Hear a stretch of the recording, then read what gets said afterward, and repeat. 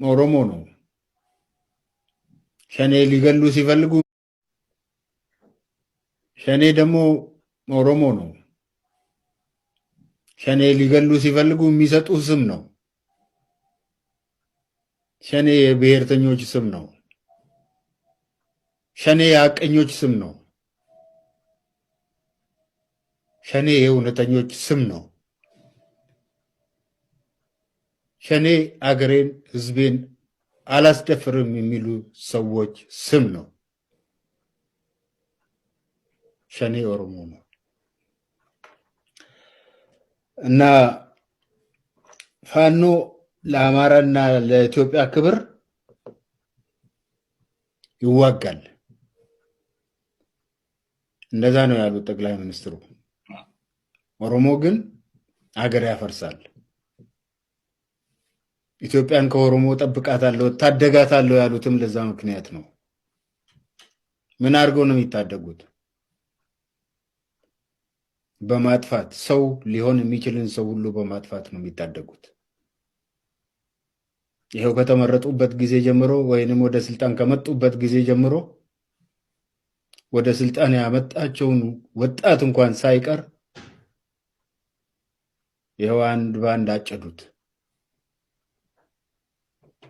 ይሄ ነው የተፈለገው፣ ይሄ ነው የተናገሩትም ይሄንን ነው።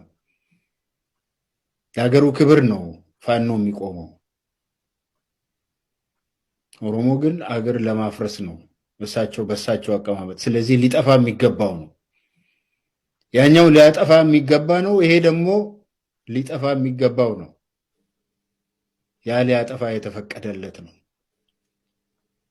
አገር ውስጥ አንድ ቁጥር በሚባል ባለስልጣን የተፈቀደለት ቡድን ነው ፋኖ። ስለዚህ ምን ይገርማል? አንገት ቆርጦ ተሸክሞ ቢሄድ ጠቅላይ ሚኒስትሩ ፈቅደውለታል።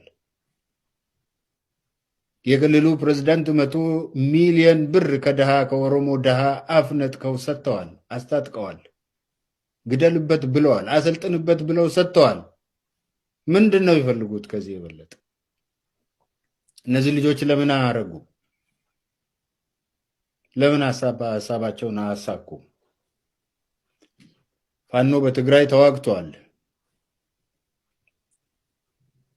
የትግራይ እናቶችን በትግራይ ህዝብ ላይ የፈጸመው ይታወቃል። የሰብአዊ መብት ድርጅቶች አውጥተውታል። ታሪክ ደግሞ ገና ያወጣዋል። ኦሮሚያ ውስጥም ይኸው በአጭር ጊዜ ውስጥ ምን እየሰሩ እንደሆነ እናያለን፣ እያየነው ነው። ስለዚህ ምንድን ነው ያለው? ፋኖ ትናንትን ተዋግቷል፣ ዛሬም ይዋጋል፣ ነገም ይዋጋል አሉ። የት እንደሚወስዱት ያውቃሉ። ፋኖን የት ወስደው እንደሚያዋጉት ነበር የነገሩን። ይኸው አምጥተው አዋጉት። ስለተዋጋም ይህንን ስላደረገም ክብር ይገባዋል፣ ክብር ይገባዋል ነው ያሉት።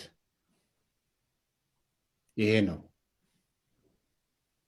የኦሮሞ ጠቅላይ ሚኒስትር ነው ብላችሁ የምትሉት ይሄ ነው።